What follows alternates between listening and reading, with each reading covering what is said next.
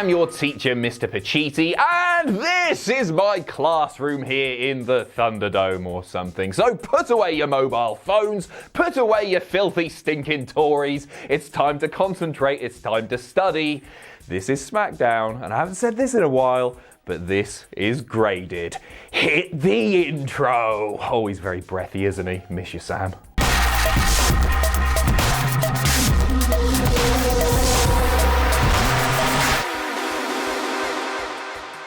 So we are kicking things off with the Universal Champion Roman Reigns, fresh off his win on Sunday night. And as he's walking down the ramp, we cut to a wide. And who's that waiting in the ring?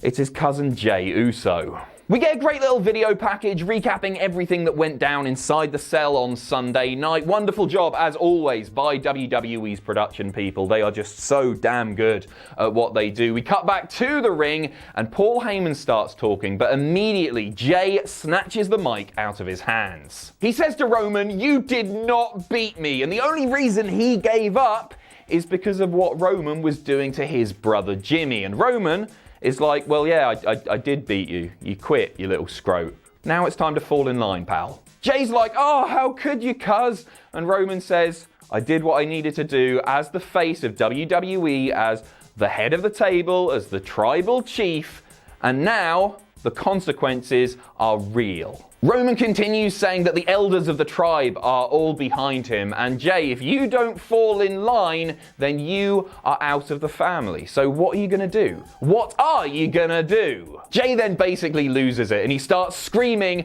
at Roman Reigns' nipples. I'm not sure why he wasn't looking at his face, but whatever. Roman says, "I love you, cuz, but you will fall in line by the end of the night."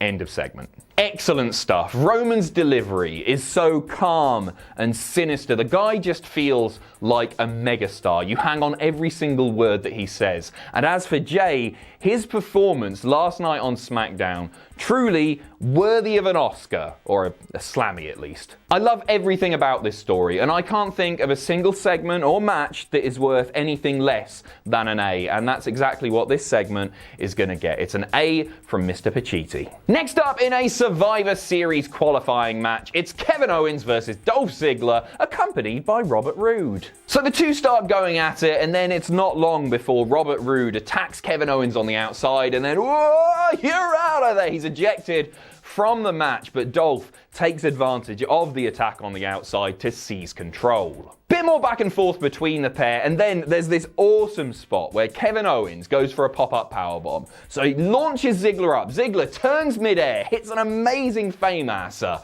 1, 2. Of course, Kevin Owens kicks out. It's Dolph Ziggler's Fameasser, and he never puts anyone away with it. But last night maybe should have been the exception to the rule. Had the circumstances been different, I wouldn't have been adverse to that being the spot that finished the match. But anyway, Kevin Owens hits the stunner after a few more minutes of action and puts Dolph away. Kevin Owens is going to Survivor Series. Really nice match here by two guys with heaps of chemistry. It was the right result given the fact that it was for a Survivor Series Team SmackDown spot. After the match, little interesting bit where Kevin Owens heads to the outside of the ring. He's celebrating, and then he grabs Michael Cole's headset and says, "This is about to become the KO show. Just watch Survivor Series." So maybe there's something planned there. Who knows? This one gets a B+ from me. We cut backstage, and a triple threat match is set up between Billie Kay, Natalya, and Bianca Belair. That'll be coming up shortly. But first, get the cat excited. It's time for a sit-down interview with Lars Sullivan. And this was just dreadful. It was a really crap bit of TV. So Lars complains about being called the Freak, and God knows he's been called the Freak an awful lot by commentary over the past few weeks. And then he tells a little story about how when he was at school, these boys were making fun of him, singing a little song about him being a freak. It's not very nice. And Lars, he cries his eyes out, poor little guy. But cut to 20 minutes later, and everybody is screaming, and Lars has been expelled from school. He doesn't say what he did. Probably nicked their Beyblades or something. I'm not sure, but he did something very, very horrible 20 or so years ago. Lars says he's going to unleash a lifetime of pain and humiliation on anyone that gets in his way. And the world is about to become his own personal hell on earth. Really crap line. Alright, so that's it. I like the fact that, right, they're trying to give Lars a bit of backstory. That's good, right?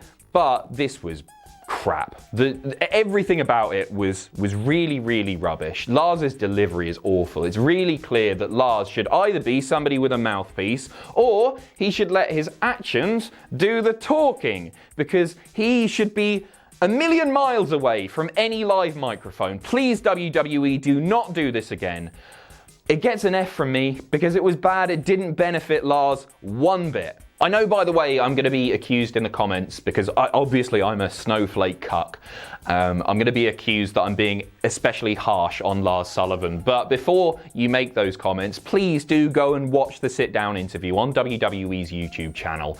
It was really, really bad. Anyway, on to the triple threat match. So this starts with Billie Kay dodging a strike from Natalya and immediately rolling out of the ring. And then, whenever a fairly big move is hit, Billie Kay rolls back in and tries to score a cheap pinfall, which I really, really liked. I was gutted when they split the Iconics up because I thought they were an amazing tag team. So fun to watch. So it was good to see, even though she wasn't successful last night, it was good to see Billie Kay still used on TV, and her strategy in this match matched her character, and it was really entertaining to boot. At one point, Natalya locks in the sharpshooter, and Billie Kay seizes this opportunity too.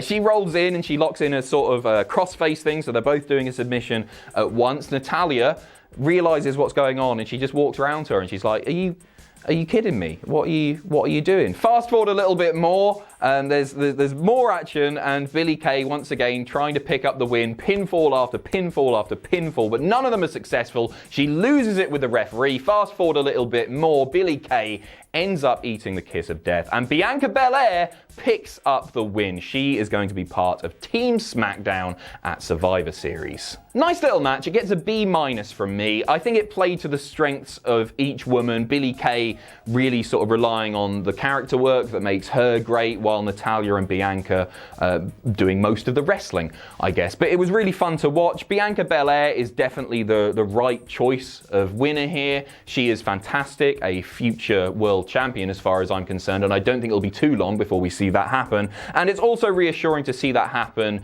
to see her pick up the win last night after she was wasted for so very many months over on Raw. Now it's time for Aaliyah. She is dating Murphy. That's right, it's time for your weekly dose of soap opera bollocks. And the former Cruiserweight champion Murphy is out here to apologise to the Mysterio family for his previous actions, not for kayfabe porking a 19-year-old. He says he understands why Ray and Dominic are upset with him. Of course he does. So he would like to apologise face to face. So Ray, Dom, get out here. Nothing. I'm pleading with you guys, get out here. Music hits, but it's not Ray's, it's not Dom's, it's Seth Rollins. Seth comes out and he says, they're never going to accept you. Of course they're not. But I will. I want you back in my fold. And Aaliyah, you're welcome too. Seth's like, I accept whatever sort of relationship you guys have got going on, and then he starts burying the Mysterio family, saying that Ray is a horrible, controlling father, and Dominic, he's a coward, when all of a sudden, Dominic isn't a coward because he's rolled in the ring and he starts attacking Seth, and then it all really kicks off, and Murphy and Dominic start going at it, and then out comes Rey Mysterio. They get Murphy set up for the 619, but as Ray hits the ropes, he runs to him, he's about to hit it. Aaliyah steps in the way and goes, no, Dad, don't do it. Ray's like, what are you doing? I'm trying to hit a wrestling move here. And Aaliyah says, no, Dad, I love him. Still a bit creepy, isn't it? So Dominic and Ray walk away. They don't know what the hell's going on. And then to finish off the segment in style, Buddy Murphy and Aaliyah Mysterio have a lovely game of tonsil hockey. They snog in the center of the ring. It's all very touching-ish. So let's excuse the fact that the acting is about as good as Gillian McKeith when she pretended to faint on I'm a Celebrity. And I'm not personally offended by the angle, the age difference thing. Like, I think that the timing is ridiculous. Following everything that's gone on in the wrestling industry over the past year, I don't know why they would run this angle now. But as far as I'm concerned, however creepy and weird it is, they are just actors. Not very good actors, but they are just actors at the end of the day. So I'm not offended by it, but also, it's not very entertaining, is it? I'm not sure who I'm meant to be cheering for here. I think everybody is coming across like a proper bellend. Nobody is likable in this situation. So I'm going to give it a really generous C-, right? I'm going to give it a C- because the one really good thing about this is that Buddy Murphy is being featured on WWE TV every week. I just wish it was in any other storyline going on right now, because it's not good.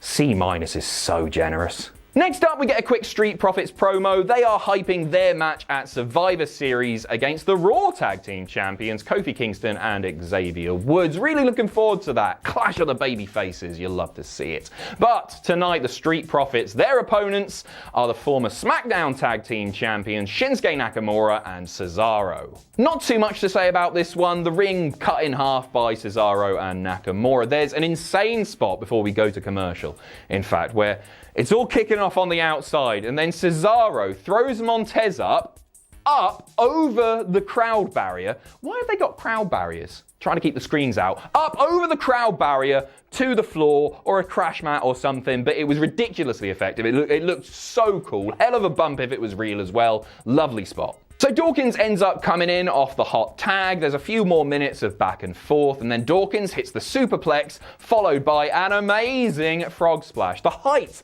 that Montez Ford is able to get on those frog splashes, unreal. Hits the frog splash, 1, 2, 3. That's your lot. Giving this a B, really enjoyable match. A sensible, if not a little predictable result. Obviously, the Street Profits were going to win because they've got the match at Survivor Series, but whatever, it's the right result as far as I'm concerned. And a lot of fun, That spot on the outside, if you watch nothing else from SmackDown last night, if you've only got 5 seconds, just go and watch that spot. Oh, and if you can squeeze it in, the Fame-Asser with Kevin Owens and Ziggler as well, that was very good. Next up is Sasha Banks. She is here to address her win at Hell in a Cell on Sunday night. She's the new SmackDown Women's Champion, but she's a bit grumpy, you know? At one point, she stands up and she's talking about the chair and she pushes the chair over like that. All right, Sasha.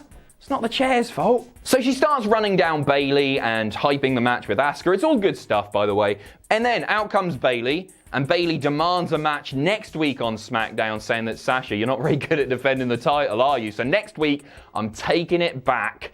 And the match is set up there and then. Bayley versus Sasha Banks for the SmackDown Women's title. Decent little promo, didn't go on for very long, but it was effective enough. It served its purpose. It gets a B- from me. What I loved about this is just the match that they set up. Because as far as I'm concerned, the whole Sasha can't successfully defend her title thing is such a great selling point for a future match. And I think putting it on TV is the right shout, because then her reign could be super, super short. It'll be 13 days if Bayley is successful next week. And I hope she is, because I want to see more from Bayley and Sasha. I know really the feud should end inside the cell, because it's Hell in a Cell, and that should be it. But these two are just so good together. It's been one of my favourite feuds of the year. If not my favourite, it's up there with Roman and Jey as far as I'm concerned. I think they're doing amazing work together. I want it to continue. I want it to go to Rumble, and ideally all the way to WrestleMania. So next week's TV show, because of this one match alone, is must-see. Main event time, and it's another Survivor Series qualifying match. It's Jey Uso versus Daniel Bryan, and what a great little match this was. It really was. Jey feeling every bit like Daniel Bryan's equal. But it's not long before Roman Reigns rears his head. He walks down the ramp and starts watching the match as we go to commercial. We come back and we get another 5 or so minutes of really solid action, just like Daniel Bryan in control for portions, Jey Uso in control for portions. These two are just going at it, but this is really it's all about what happened after the match, isn't it? So fast forward a bit. That's me fast forwarding on a VHS. Fast forward a bit. Jey Uso hits the big splash, pins Daniel Bryan, 1, 2, 3. Nice. Clean as a whistle. Great stuff. But the night isn't over for Jey yet, of course. Roman Reigns earlier in the night saying that he needed to make his decision by the end of the night. It's now the end of the night. The TV show's about to go off air, Jey. What you saying? What you saying? And Jey's like, yeah, you're head of the table. I'm with you. And then Roman looks down at Daniel Bryan like a mob boss. He doesn't say a word here. But Jey Uso knows what he's got to do. Super kick, another splash, and then he takes him to the outside and puts him through the table as well. And the show goes off the air with Jey just raining down the blows on Daniel Bryan. It was great. Wonderful stuff. It's another A. AA for Jey and Roman. They are just doing tremendous work together. And Roman, if you want me to recognize you as head of the table, I am more than willing to do so. To be honest, I'll let you bend me over the table. You're that good right now. Overall, this episode of SmackDown gets a B+.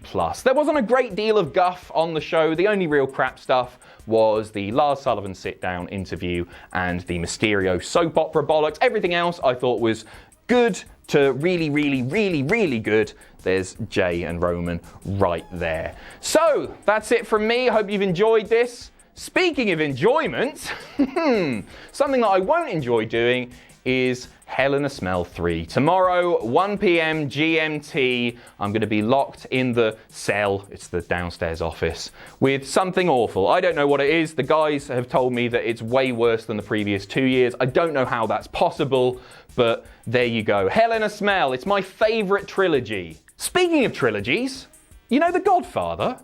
What coffee does The Godfather have with his breakfast?